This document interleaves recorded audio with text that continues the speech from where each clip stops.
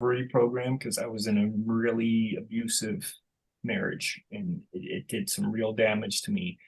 And learning about that was really eye-opening for me, to what I was going through, and it really opened up what I've been dealing with for most of my life, carrying trauma from a childhood.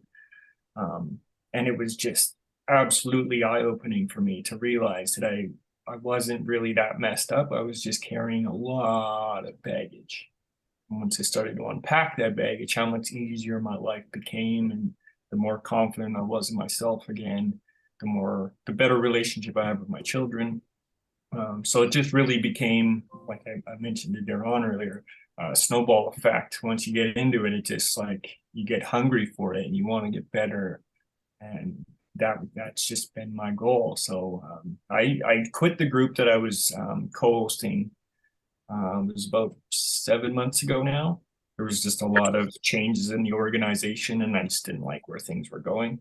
And I've been struggling to find a group that fit with what I was looking for. So um, that's why I joined all the groups on Facebook and trying to, just reach out as many places as I can to, one, get myself help, but two, help other people. Because man, there's so many people struggling right now. So Yeah, mental health is definitely a big issue.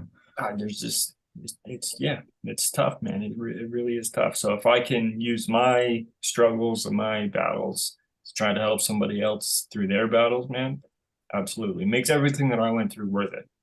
So absolutely, I'm in it for the long haul, man. I'm quitting my job and starting a different career in mental health because it's just that important to me. Money, not so important. Mental health, absolutely important. I wish I could say the same, but we need money to work though. You gotta pay them bills, right? But yeah, Yeah, that's it's true. definitely become less of a priority in my life. So Yeah. But I understand what you're saying. That makes perfectly complete sense. All right, I'm gonna have Wayne go ahead and introduce himself again here. All right, so hi, I'm Wayne Smith, and I'm a active duty military member. I've been in for 18 and a half years, and I'm also a certified health and wellness coach. And one of the things that I really look for is to, it's like Chris says, is helping people deal with this mental health thing. In the military, use a lot of people who don't take the services that are offered, and even on the outside of the military, people have restrictions based on health care, health coverage. Maybe their mental health wasn't be covered by the insurance, but the military is offered, but still not really fully utilized at the fullest extent. And why is that? Is because of those stigmas around men seeking help, and supposed to do it by ourselves, or uh, dealing with those masculine societal traits where you feel like you're weak for asking for help. And not just me, but everybody's included with that. Where I myself at times have trouble asking for help, and reaching out when it's appropriate. And so that's one of those things where something like this, being able to talk about it with other men and for other people to see, is going to remove that stigma and that barrier, and hopefully get us all to a better place. All right, I'm gonna have Frank go ahead and introduce himself again here. How you doing, Frank? Hey, doing good, doing good. That's good. Yeah, uh, I also joined this group when I was going through my divorce, so I can empathize with the struggles and the feelings and the emotions. Um, so so yeah, uh, that's the reason why I'm here. I grew up in different parts of the world. I understand different cultures and stuff. And I think I have a good grasp of mental health, and what's healthy and what's not, and what it is that many people don't understand. Um, if someone was to have a PhD in mental health, and it being that your experience is spending time in the mental health institution for 20 odd years, that would be me. You know, I spent a lot of time in mental institutions, and it was hard. You know why? Because of Jack Nicholson. You know Jack Nicholson? No, who is that? He's an actor. He's an actor for that movie called One Flew Over the Cuckoo's Nest. Mm, Have you never heard of seen that? that one. I never seen Have that you heard one. it? You've never heard of that movie Mm-mm, before? mm-mm. It's it's a perception of what mental health is in today's society. One Flew Over the Cuckoo's Nest is a direct reflection of what people think about you when you're in a mental institution. So, why would a normal person want to seek help, regardless to whether they can afford it or not, or whether the government is subsidizing mental health, or whatever the case may be? Why would anybody want to go there when Jack Nicholson clearly states how it is in the cuckoo's nest in a mental institution? So personally, my take on mental health, you know, I think it's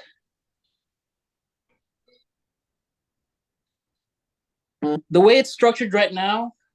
I don't agree with medicating the mind and pretending it's almost like drinking a beer, you know.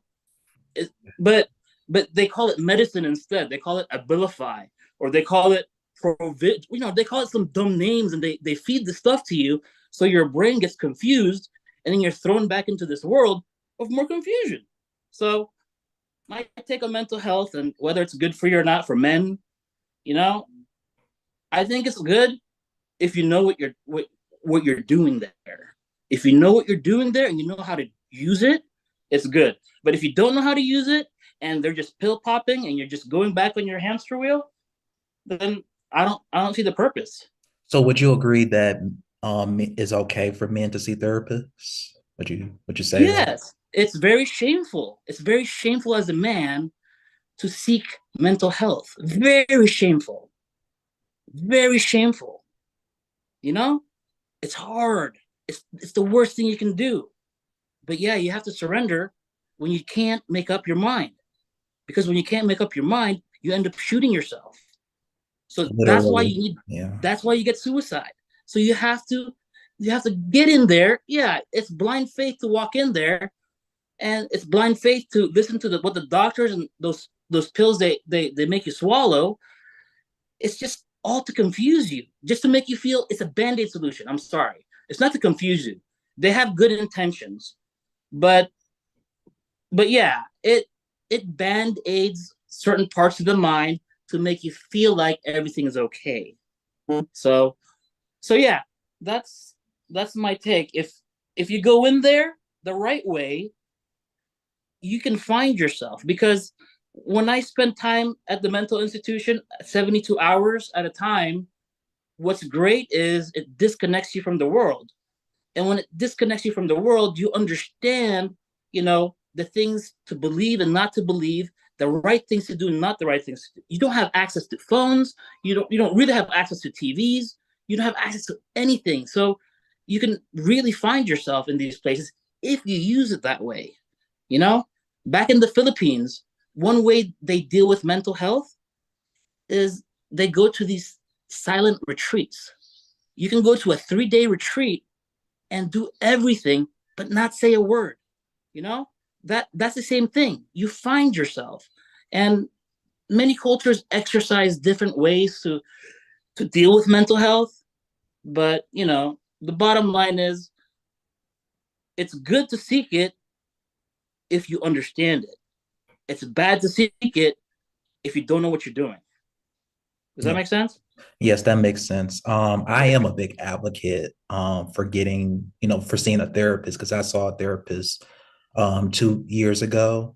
And personally, it has helped me, to overcome some of my insecurities that I used to have about, just being around people in general. And it helped me to just understand myself better as a man in society. And I feel like a lot of times, it is kind of stigmatized that men in general shouldn't be seeing therapists. Like, no, you man up, you will handle your own problems. But actually, that makes us weaker when we try to deal with our own problems instead of trying to get help when we need it the most. So I am a big advocate for, men getting therapists and seeing it on a weekly basis because, you know, no man is an island. We can't think that, we're so tough and masculine that, we can handle everything that's thrown at us. We wasn't designed to be that. It wasn't designed for that. God put us down here to help each other and to seek out the help that we need from other people. So I am a big advocate for men going to therapists, whether that's monthly or every 2 weeks or whatever it is, because suicide rates is really pretty much high among men because we suppress all of our feelings. We don't want to say how we really feel. We have to act tough and put on this persona, for what? And at the mind is telling us you need the help, but we don't want to get it because as a man, we have to put on this persona. We have to say, oh, I don't want to get the help because what is people going to think about me if I was to be in that, office with that, female therapist or male therapist? What is that going to say about me? That's going to say that you shouldn't have to worry about what other people think about you. And it's going to say that I'm strong enough to get this help.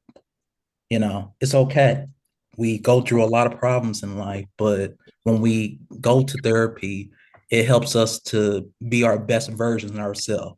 Now, I will agree that some people don't particularly like going to therapy because it might bring out some emotions that's, left unchecked, and it can cause, for us to dig a little bit deeper than what we really want to. But that's okay. That's part of the personal development and growth in you. That's not nothing to be ashamed about. If it brings up some, some feelings that it's not that you didn't check earlier in your childhood, that's okay. That's why you're there, to get the help and to grow. But that's just my take on, me and being able to go to it and not feel ashamed about it. So If I can add on that too, it's okay to pull out when those feelings get tough too. And that's where a lot of people struggle when therapy and self-realization really starts to get deep and dark, a lot of people just pull right out because it's too scary, right? And that's where a lot of men, we lose men in mental health because of that reason. But, helping people understand that that's a normal part of going through therapy as well. Something I find isn't really covered that much, that we're going to hit some dips and valleys here that are Good morning. dark and deep and scary. Hey, little man. Stop. And it's okay, right? If you need to pull out of that. When I was trying to uncover what was going on in my mind, and we started to go through childhood stuff, and they were just like, Chris, you're not progressing through this as we want you to, or do you feel like, we need to pull out of this? And I've never heard that before. They've always kind of had their mandate, what they wanted to get through. And once we got to the childhood therapy, if I didn't want to cover it, they were like, hey, well, we can't help you anymore. And that was really frustrating to hear the first few times. I've tried therapy many times, and I'm an advocate that it's tough to find the right fit. I can't speak to just anybody. That was an eye opener for me. I went through, I think it was 13 therapists before I found somebody I felt comfortable enough and that I could trust. Because you don't want to feel like someone is judging you too. Yeah, right. And maybe that was me, as a young man trying to get therapy. I think I was 22 the first time I sought therapy outside of, being told to by a parent or a counselor or somebody else from my school or something like that. When I just genuinely went to go get myself help, I was just flabbergasted that I didn't fit with a therapist. I thought that, you went into a building and the person was there to help you. And, it was eye-opening that, I didn't get along with the person, or their views were just outside of where I was at, right? And in my journey, and their expectations of where I should be in my journey were two different things. And once a man meets that, it's like, well, I'm just trying to meet your expectations now. My only expectation was to try to just understand myself just a teeny tiny bit. And once you hit that wall of like, now there's an obstacle in front of you, do you hurdle that? Do you keep going? Do you stop? And for me, it was all right, just refilter, you grab a new therapist, but then you start at the beginning. You have to start, That's it's the like toughest part because you have to start and explain your whole story when you see somebody new. And right. And not a that's lot of not, people don't want to do that. yeah, because you're paying for that, right? Yeah. You're paying for that time, or you're basically small talking a therapist who's paid to analyze you, but they also need that data in order to help you in the right way, right? People rush through that introductory part because it's expensive and it sucks, right? But if you're not honest, which is another point that I wanted to bring up, um, you're only going to get so far, and then you're going to hit this wall where your therapist just constantly says, well, how do you feel about that? How does that make you feel? And when you hear that 4 or 5 times in a row, you see a pattern and you're like, okay, well, I'm not paying for this anymore because, Because you don't want to, you he's don't want to telling me accept to that talk to hard truth. myself the entire time, right? Like, it's Yeah. just not going to serve me if I'm telling myself, dude, I'm not a professional. I'm not the guy that should be giving me advice right now. That's why I'm in this office, like. Yeah. When I heard that first few times, I was like, hey, maybe therapy's not where I need to go. But there's plenty of other options for mental health too, right? And I'm an advocate for groups and chats and support groups. Those things, man, it's so powerful to hear somebody else going through the same thing that you're going through. That was mind blowing to me to understand that plenty of men like literally lose their shit after a divorce. I had no clue. I thought I was just the weakest form of a man because I lost it.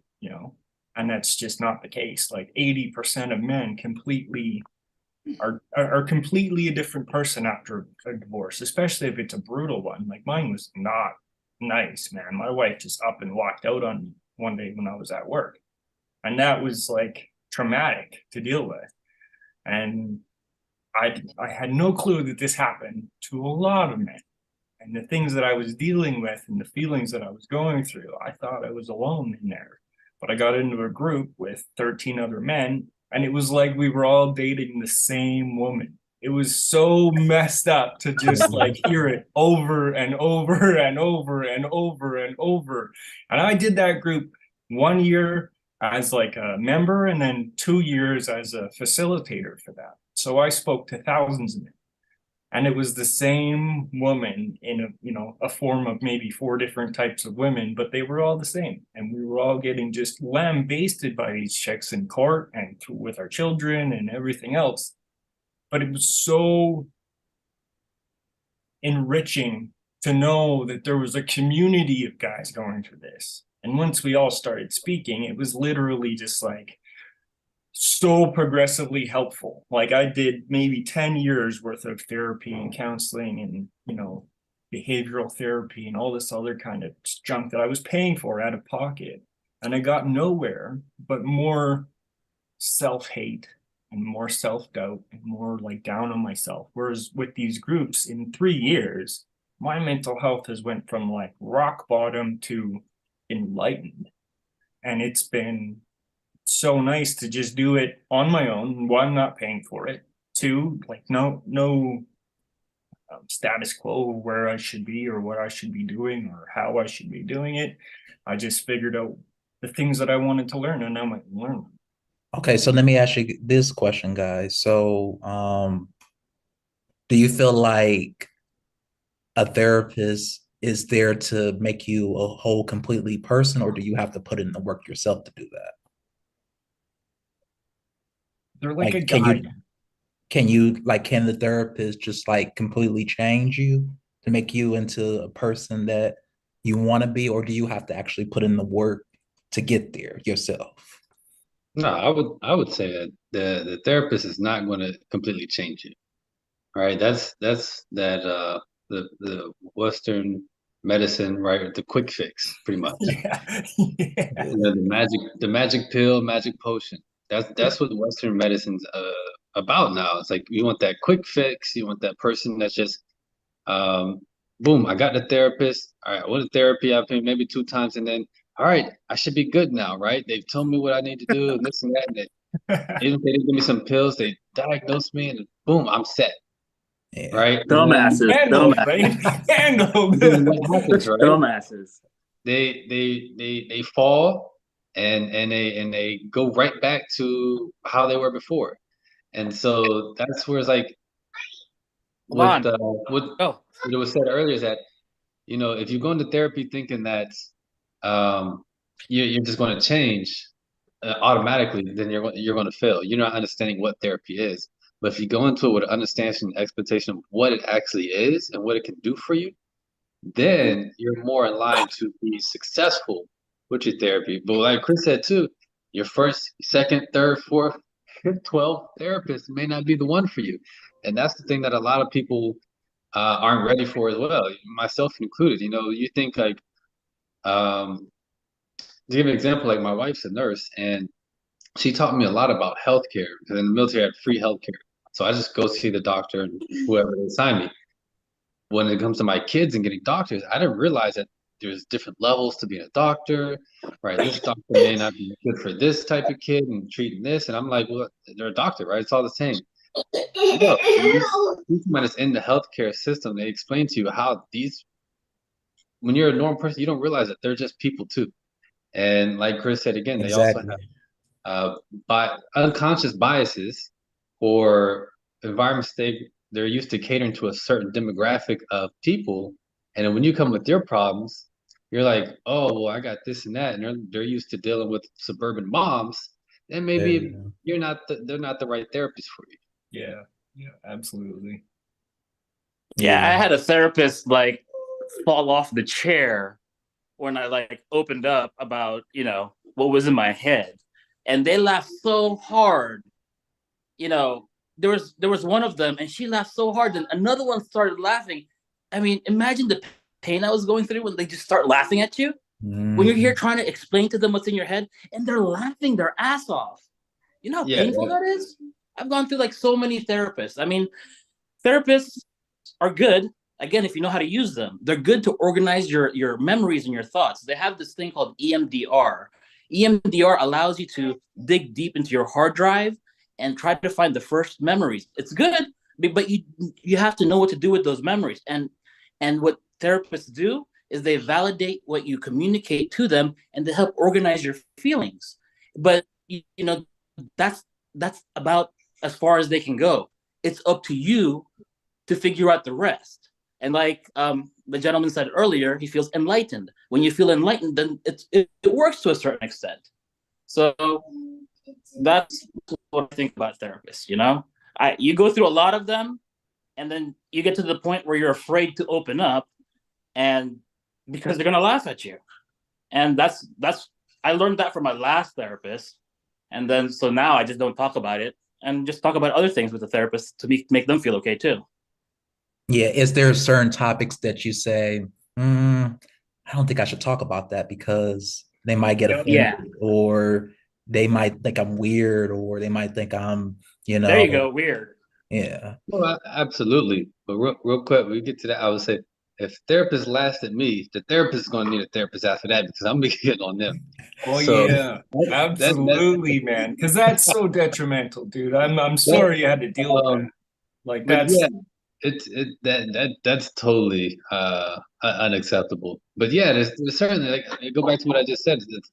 The therapist that's used to suburban moms, um, and you're a guy, right, who comes in and you have problems with, let's just say, with keeping up with your kids, running around, being active, and you're not as good at your recreational softball league that you used to be a couple years ago. She may be looking at you like, "What? This is not even a problem, right?" Because she's used to a different thing, but for you, it's killing you inside because you're not the same man that you were because you can't be as physical as you were. And so that's just one of those things too. It's just not there's not one size fits all type thing. Yeah, that makes perfect sense. Like I had a therapist for 2 years, because I really related to her. She was pretty much young like I was. So that I can't get any more relatable than that. So she understood what, most of my problems were.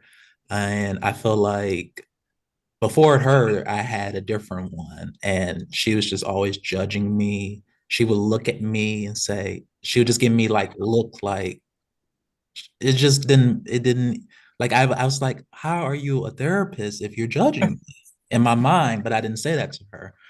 But to make a long story short, I didn't understand that it's just some people wasn't like the connectability, like the relatability between you and your therapist. It has to be there. Like it has to be some common, like it has to be where you could just be able to talk freely and express however you feel, and it could be ugly, bad, good, whatever. Um, but it might take some time for you to find the right therapist. But at the end of the day, I feel like that's more helpful to find it than to just say, I'm done. I'm not gonna ever do therapy again because I didn't find the right person. It just takes some time. Just like Chris said, it does take some time. You can go through 14 different people, but you know, if you don't like their personality, or if you don't like how they are, you know, helping you, then you don't have to be with them. You don't have to go back to them. Because I mean, ultimately you are paying, whether it's through, you know, a government program or whether it's through your own money. So to find that right therapist, it can take some time, but I feel like it's gonna help you if you do find the right person instead of just giving up on yourself. Because like I said, like we said earlier, you do have to still put in the work in order to you know, get to the healing process or whatever you're going through in your life. No therapist can just come in and say, you know, write some notes, take some guidelines, and boom, you're healed. That's not how therapy works. It's a process, it's over time. It might take 3 or 4 years, it may take 5 years, it may take 6 years, it might take your whole lifetime to get better. But that's okay, you know. We wasn't designed to be perfect. If that was the case, then God would have made us perfect. Actually, we're all perfect. We're all perfect. Yeah, right. We all Perfectly have made. problems. Like some people don't want to admit it, but that's the first step to that's what they said. That's the first step to recovery is admitting you have a problem. If you're sitting there and acting like everything's okay, then what's the point of you being there? There's nothing to talk about. You're not ready to take that next step to say, I need help and how I'm going to get help. A lot of men, we just like to just suppress our feelings and say that nothing's wrong, nothing's wrong. And when people literally ask us what's wrong, because they know something is off. They know something is off and they can see it. Well, So yeah, and that I mean that brings up a good point. Is that um, how many of us do suppress our own emotions, right, to appease others at times too, especially if you have a family and something tragic happens. You know, sometimes you have to be the one who's the strong one in the family, and it's like, where do you turn for that? yeah. And a lot of us don't have, even outside of therapists. Um, Chris brought up the groups, which I didn't even know there was such a group for divorced husbands, right? Talking about it now, I know, and I can share that with other people. Um, but we also don't have. It goes away from, we don't have those close, even friends connections that we can discuss our most deepest emotional aspects of our how we feel with people as well. So that's also another hindrance of it. But getting back to therapy, so one inside note I will say, as a going through my health and wellness training, uh, as a coach, they tell you to, your first meeting with a new potential client is to the introduction. There's really no coaching that whole time. And yeah, like you said, unfortunately, you have to pay for that. And then it turns out, so as the coach, you know, part of the ethics is to see, like, am I a good fit for this client? Yeah. Right. And it's also a business, right? So therapist, counselor, health coach, you're still trying to get paid at the same time. So not everybody's going to follow those guidelines, those ethics of, this person may not be a good fit for me, but I lost 2 clients and I need to gain one back so I can get that revenue. So I'm still going to try my best to help them, even though they're not a good fit. Right? That's a really good point, Lane. That's something I never even grasped about. But man, this is somebody's job and they got bills to pay just like we do, right? So you know, where does that ethics line come in? Because yeah, it would be hard, especially you're only one or two clients deep and you got to give up a paycheck basically to tell this client, hey man, we're not a good fit. You know, it's better off for that client, but man, you're gonna be much better off. You know, Do you ever Carnival says you're gonna get 10 clients to replace him, but man, it's tough to make that call, you know what I mean? Yeah. Do you ever feel like therapists will say that, okay, I don't think we would a good fit, or do you think they would say, like, do you think they would say they would, hey Frank, you're on mute.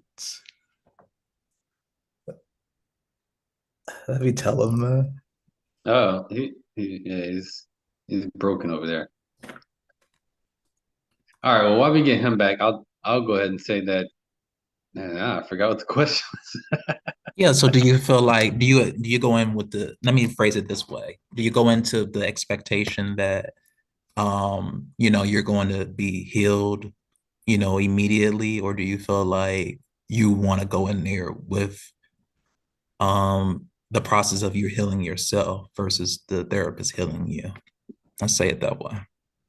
Well, let me answer the question not as a person that's a health coach, which is as me before. I would have went into therapy thinking, okay, this is going to help me, right? This is going to cure me of everything that's in my head, and I'm going to be perfect after this. Because that's the perception that's out there, right? Oh, you're feeling depressed? Oh, okay, go to therapy. Therapy will help.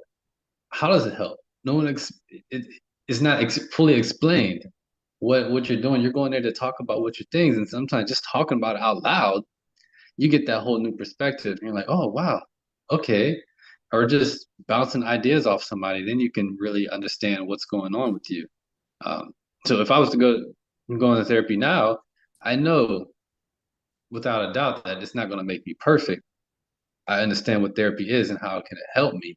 And the same with being a health coach, how I can help other people uh, become healthier with themselves. But the first thing I tell them is, I'm not going to be able to make you perfect, right? I can help you. I'm a guide along a path, but you still have to do the work.